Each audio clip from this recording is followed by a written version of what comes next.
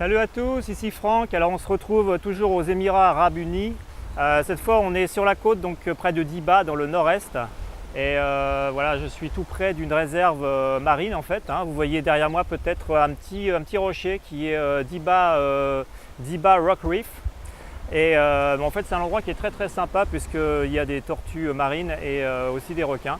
D'ailleurs j'en profite pour saluer Alexandre et ses amis que j'ai rencontrés ici et qui m'ont indiqué le spot.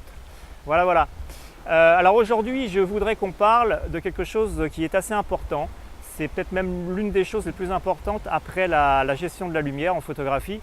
C'est l'arrière-plan, le fond, le background comme disent les anglo-saxons, puisque c'est quelque chose à prendre en compte vraiment pour obtenir des photos qui sont très esthétiques. Il va falloir en fait que vous puissiez isoler votre sujet principal, le détacher le plus possible afin de le mettre en valeur. Alors il y a plusieurs techniques pour cela.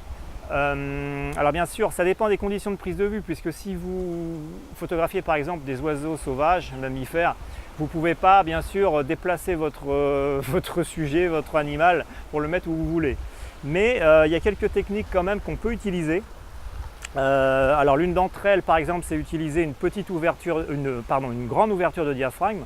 Donc vous allez avoir un minimum de profondeur de champ, ce qui va gommer le plus possible le fond et donc mettre en valeur le sujet. Par contre il faut faire très attention puisque bien sûr comme la zone de netteté est très réduite, eh bien, la mise au point doit être effectuée très précisément.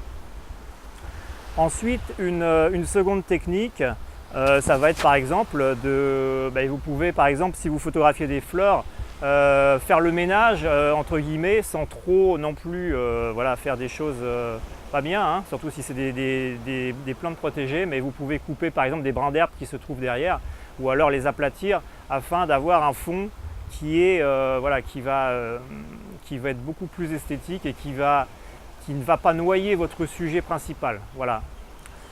Alors aussi une autre technique que moi j'utilise surtout pour les reptiles et les amphibiens, c'est en fait de me mettre au même niveau que l'animal. C'est-à-dire que si par exemple vous avez une grenouille sur le sol, au lieu de photographier l'animal du haut de vos 1m60, 1m70, que sais-je, eh bien vous allez vous aplatir, vous allez vous mettre à plat ventre et vous allez photographier donc l'animal. Et vous allez voir que vous allez avoir un fond qui est beaucoup plus intéressant et l'animal va être mis en valeur de cette façon.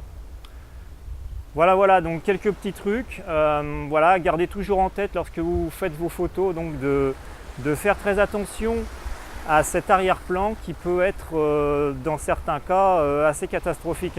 Vous pouvez très bien penser que vous faites des photos extraordinaires, etc.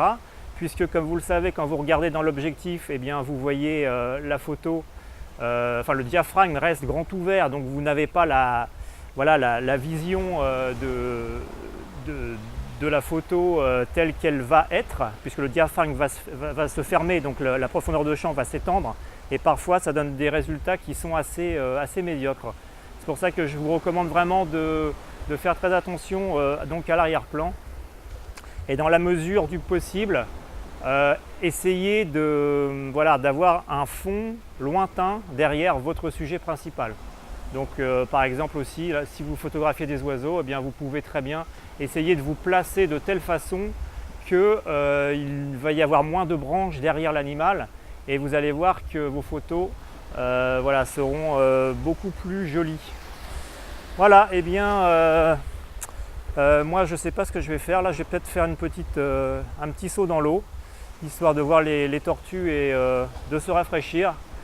Comme d'habitude je vous mets un petit peu quelques extraits des animaux que j'ai rencontrés ces derniers jours. Vous aurez un petit aperçu. Donc surtout la nuit, parce qu'effectivement à ces températures-là, eh bien, il n'y a pas grand-chose qui sort. Voilà. Et bien je vous dis à très vite pour de nouvelles aventures. Ciao.